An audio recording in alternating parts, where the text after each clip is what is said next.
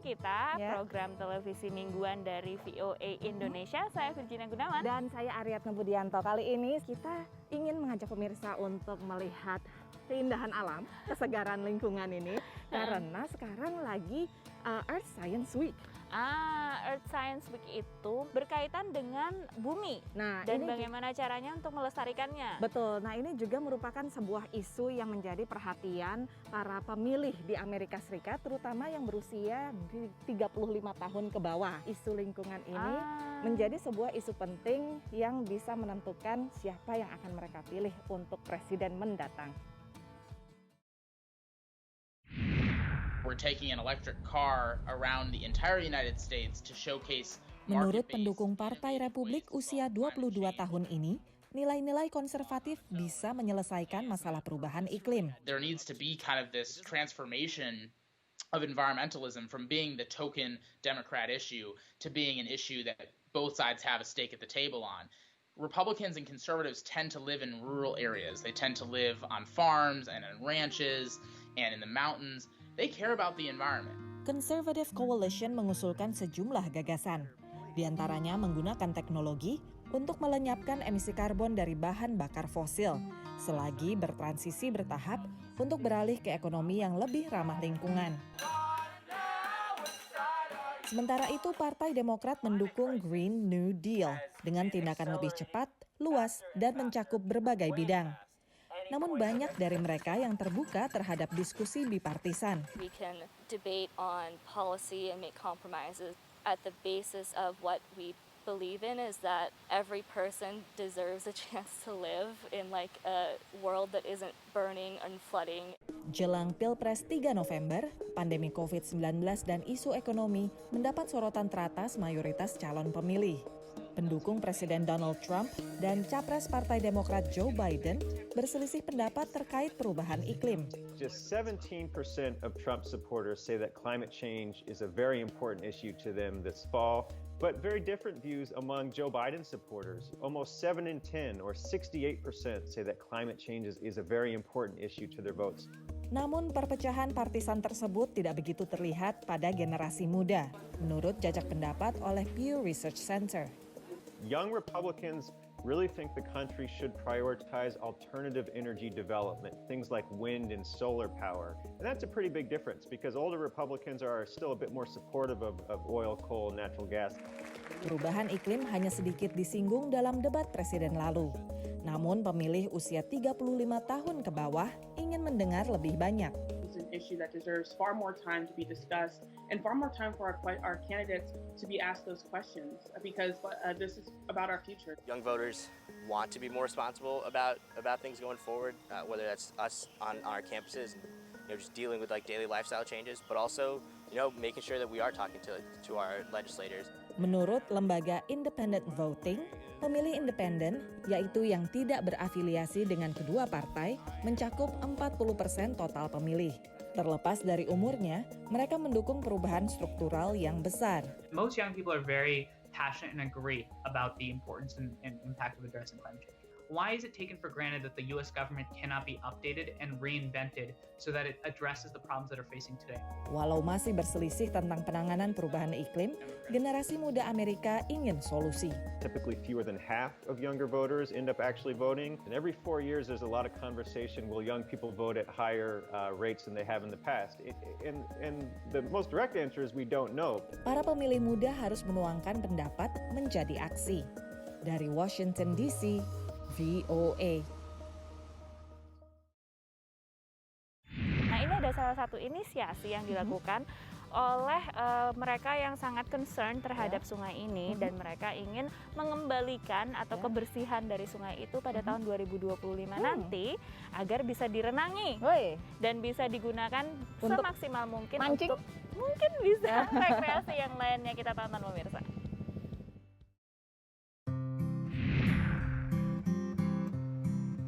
Rivers are so important to not only the habitat, animals, and natural environment, but also to people. Rivers are typically where we get our drinking water. I was motivated to come here and work on the Anacostia because I love clean water. We are an urban river. We're a small watershed. Watershed, of course, is that area of land within which all the rain that falls comes to a common outfall. There's almost 1 million people that live in our watershed. We've really pushed the limits on what we've done to this watershed. The district has what are called combined sewers, and that means there's one pipe that carries the sewage and the storm water. DC Water today has been under a consent decree to stop those overflows. Another day in paradise. 9 different locations.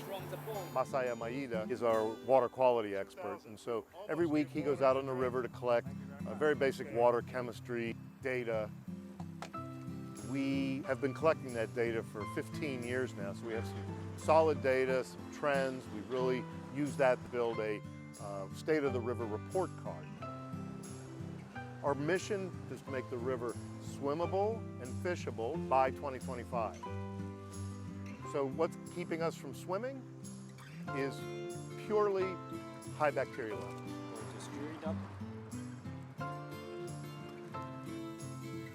And the first thing that has really started to come back are native freshwater mussels. I can't get this up high enough to show you what we got here. So you can see these mussels are doing really well. We're working with the University of Maryland to see if they'll filter microplastics out of the water as well. And we're also interested in whether they will pick up and bind PCBs from the river.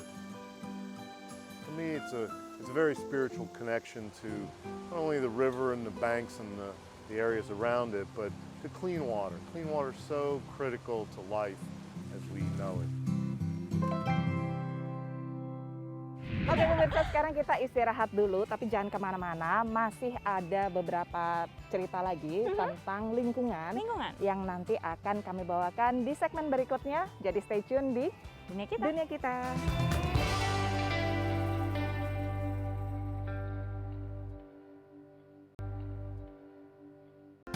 Apa sih, Jen? Berry ya? Berry. Betul, batangnya lucu banget. Iya sih, sampai pink gitu ya. Akhirnya kita nemu jalan juga, tadi udah kita hilang di mana ya, oh my god. Kita di hutan apa ada ini? aspal ya.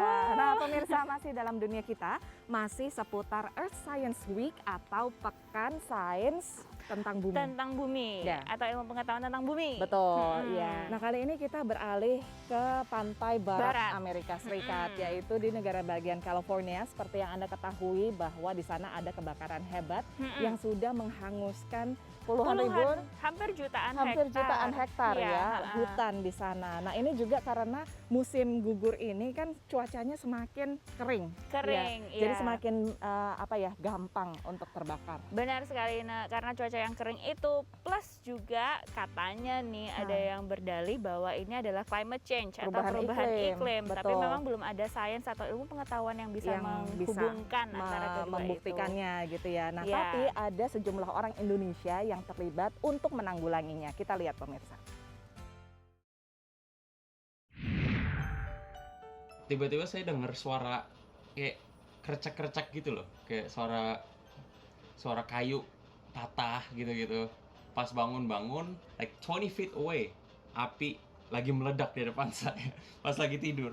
Itulah saat paling mencekam yang pernah dirasakan Yulviano Gerwinaldo atau Ano, diaspora Indonesia yang bekerja sebagai anggota pemadam kebakaran di Los Angeles, California. Sebelum menyelesaikan pendidikan di Akademi Pemadam Kebakaran, Ano sempat menjadi relawan. Tahun ini, ia mulai bekerja sebagai pemadam kebakaran khusus kebakaran hutan dan langsung diterjunkan untuk memadamkan kebakaran di Azusa, tak jauh dari kota tempat tinggalnya. Itu kita bener-bener di gunung, kita lay down, itu lay down-nya sangat steep, udah hampir kayak berdiri gitu loh istilahnya. Kayak bener-bener di tengah-tengah terus berasap dan panas ya, dan ya kerasa banget kayak apinya tuh sangat jauh, tapi radiasinya tetap kena. Kebakaran hutan parah yang terjadi sejak awal tahun telah menghanguskan lebih dari 1,5 juta hektar wilayah di negara bagian California. Situasi ini berdampak pada beban kerja para pemadam kebakaran. Minimal mereka berada di hutan selama 14 hari, bahkan dapat diperpanjang hingga 21 hari, dan dalam sehari bekerja selama 12 jam. Tapi yang terakhir ini karena season kita sangat parah, itu minimum itu 18 jam. Minimum, selalu 16 atau 18 jam. Pernah sangat sibuk, kayak 24 jam. Walau pekerjaan ini cukup membahayakan dan melelahkan, tapi Ano mengaku mendapatkan dukungan dari keluarganya. Walaupun terkadang kita suka cemas kalau dia udah harus mengerjakan shift yang panjang, tapi pada saat yang sama kita yakin bahwa ada namanya prosedur yang aman untuk Ano dan krunya. Bahkan tambah Ano, ibunya bangga dengan pekerjaannya ini. Setiap pagi sebelum aku kerja juga mama selalu SMS kayak, oh bismillah sebelum kerja, you know, small things like that really helps, you know, like it keeps me going, you know, constant reminder like that. Dari Washington DC, Dania Iman, Nia Iman Santoso, VOA. Ketemu juga akhirnya kalinya, walaupun cuma sedikit ya, tapi kalau misalnya disusuri ke sebelah sana lagi akan lebih banyak Lebih kelihatan tinggi, ya ya. pemirsa. Nah, kenapa kita mau mencari air? Ini creek atau sungai kecil sekali. Karena kita akan ngomongin soal air. Dan tentunya karena adanya kebakaran yang terjadi di California tersebut, pemirsa, tentu persediaan airnya berkurang dong untuk memadamkan api itu. Selain itu juga memang butuh biaya yang sangat besar untuk bisa merevitalisasi kembali daerah yang awalnya terbakar itu atau hangus ya. Dan ini ternyata aku juga nggak tahu ya bahwa ini ternyata berpengaruh kepada waduk atau persediaan air di sana. Langsung aja pemirsa kita lihat liputannya. Tahun 2014, kebakaran menghanguskan 400 km persegi hutan di California yang diikuti erosi skala masif. Satu dari dua waduk di Placer County dipenuhi sedimen dan harus dikuras. Every time we do that, it's a $5 to $7 million cost that you incur, and you're out of business during the whole time when you're trying to clear those facilities out. And so we incurred those costs several years in a row. Ia juga khawatir akan nasib waduk lainnya, French Meadows, yang berjarak hanya beberapa kilometer. So it was one of these watersheds that was very much under threat of a high-intensity wildfire. Kebakaran besar semakin banyak terjadi di kawasan barat Amerika. Sejalan perubahan iklim membuat hutan lebih kering. Kesalahpahaman dalam pengelolaan membuat hutan terlalu rimbun dan mudah terbakar. Dampaknya adalah ancaman terhadap kesehatan waduk, air minum, dan pembangkit tenaga air di kawasan barat. There's a growing understanding from water utilities in particular that their water quality, their water quantity is very much impacted by what's happening in the headwaters. Memangkas hutan akan menurunkan risiko kebakaran. Hutan di sekitar French Meadows merupakan milik Badan Kehutanan Amerika Serikat US Forest Service yang memiliki jutaan hektar hutan di kawasan barat yang perlu dipangkas. We're always doing as much as we can with the capacity we have, but French Meadows is kind of above and beyond what that capacity would have been.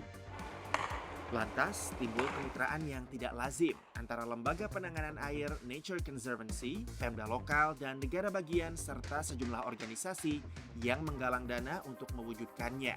Sejauh ini, kemitraan tersebut berhasil melakukan proses penanggulangan lebih cepat dari yang pernah dilakukan oleh organisasi manapun. Tapi tetap akan makan waktu bertahun-tahun. Dengan jutaan hektar hutan kawasan barat berisiko terbakar, ditambah perubahan iklim meningkatkan suhu bumi, kasus waduk-waduk Placer County merupakan peringatan. I want them to learn from our experience and start taking really aggressive steps in managing their own watersheds so they don't end up in the same boat that we're in currently. Dari Placer County, California, VOA. Cukup, Jin. Cukup. Ayo Mandina. Gak mau, dingin. Cebur. Ogah. Kalau ini jadi bidadari. Iya, oke. Kalau gitu kamu ini buka bajunya jadi bidadari, nanti aku ini ya. Aku Sama curi. kayak aku. Ya, pemirsa sekarang kita istirahat, awas Jin. Kalau kamu kecemplung nggak ada gantinya. Kita istirahat lagi pemirsa, tapi masih akan kembali dengan pertanyaan dari pemirsa dunia kita setelah yang satu ini.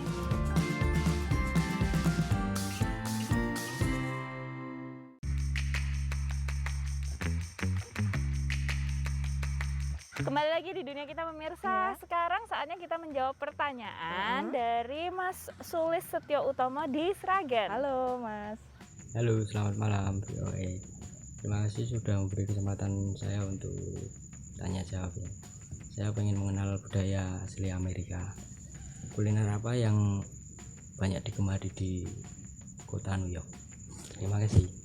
Kota New York itu punya berbagai macam suku dan etnis yang datang dari seluruh dunia dan mereka juga membawa makanannya. Ada sekitar 25.000 restoran di New York, di kota New York, dan itu tuh macam-macam ya. Banyak makanan dari Asia Selatan, Bangladesh, India, Pakistan dan lain sebagainya. Dan tentunya rasanya itu juga otentik ya. Betul. Nah, kalau misalnya kita ngomong makanan khas, mungkin kita bisa lihat pretzel sama hotdog itu gitu ya. khasnya street food ya atau makanan jalanan di kota New York. Sekarang kita menjawab soal budaya asli Amerika Serikat. Tentunya tidak terlepas dari suku asli Amerika Serikat yang jumlahnya sekitar 574 suku. Jadi mereka itu jumlahnya lebih dari 5 juta populasinya di Amerika Serikat. Itu sekitar dan populasinya hanya sekitar 2% dari penduduk Kecil- seluruh penduduk kecil Amerika sekali Serikat. ya. Sangat kecil sekali. Kecil ya. Dan 78% diantaranya itu tinggal di luar reservasi. Iya. Nah kalau misalnya ngomongin soal reservasi, itu adalah daerah yang diberikan atau ditujukan, dikhususkan oleh pemerintah Amerika Serikat untuk mereka tinggal di situ. Nah tapi yang memprihatinkan dari reservasi itu adalah tingginya tingkat kemiskinan dan juga kematian, angka bunuh diri dan lain sebagainya. Nah salah satunya bisa kita lihat di reservasi Pine Ridge di negara bagian South Dakota berikut ini. Patience yang berumur 10 tahun tinggal di salah satu komunitas termiskin di Amerika Serikat, reservasi Pine Ridge di negara bagian South Dakota.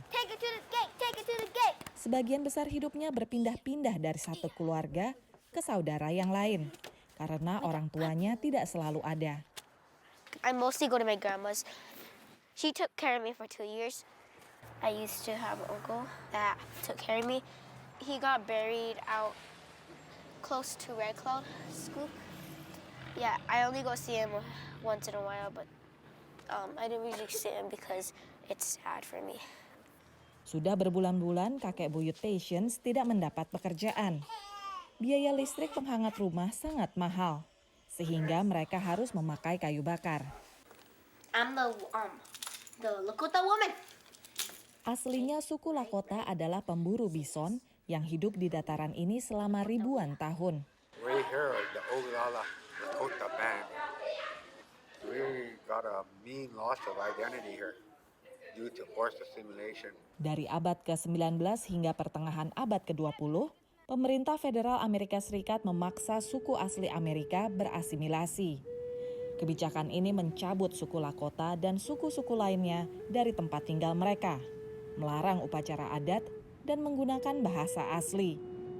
Mereka dipaksa bertani dan tinggal di kawasan tertentu yang disebut reservasi. Sejumlah suku asli Amerika mendapatkan kembali hak mereka, tapi banyak yang memilih tinggal di reservasi di mana hidup semakin sulit. Secara geografis, reservasi Pine Ridge terpencil, minim sumber daya, dan angka kriminalitas tinggi. Tingkat pengangguran mencapai 80%. Tingginya penyalahgunaan narkoba dan alkohol, banyaknya perempuan muda yang hilang, juga ketiadaan penegak hukum merupakan gambaran kehidupan sehari-hari di sini. Para perempuan Lakota berusaha merebut kembali hidup dan masa depan mereka. That's why I feel like these programs are so important to teach our young girls to have pride in themselves and who they are and how to protect and understand their sacredness. Indigenous Adolescent Girls Empowerment Network atau IMAGEN ingin mengedukasi dan memberdayakan anak-anak perempuan reservasi, menciptakan ruang aman pada berbagai komunitas, di mana anak dan remaja perempuan bisa bertemu seminggu sekali, membahas masalah mereka, dan mengejar berbagai peluang. With the historical oppression that Native American people have experienced here in the U.S., family structures are often broken down. And so girls have a lot more on their plates than boys do in terms of pregnancy risk, in terms of dropping out of school, in terms of having to shoulder the responsibilities of heading a family. Namun komunitas perempuan bukanlah hal asing dalam budaya mereka. The matrilineal traditions in many Native cultures meant there were women's societies to get things done. Gender is really such a core piece of who we are as Native people. You know, women have particular strengths and men have particular strengths. We have like roles that we play, and that's how we've survived. How this really works is through mentoring. We want to make sure girls are able to learn about our culture. They're able to learn about the ceremonies. You'll also learn skills too, like how to prepare to get into college, how to get scholarships. Dari sini Patience terinspirasi untuk menjadi pilot angkatan udara seperti tantenya. She said it was a little hard to fly because there's a whole bunch of buttons.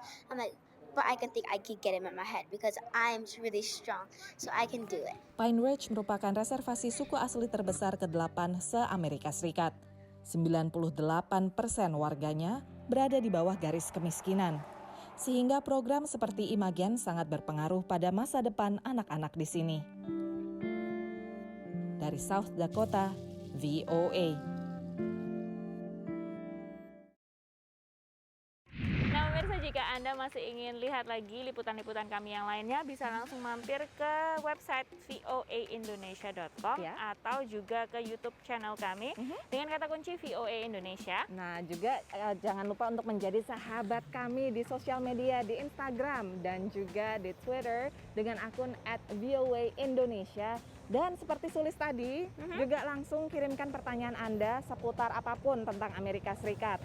Jadi mau tentang pandemi, mau tentang pilpres, mau tentang perayaan Halloween dan sebagainya. Nanti kita jawab di sini ya. Kirim aja dan kami akan berusaha jawab.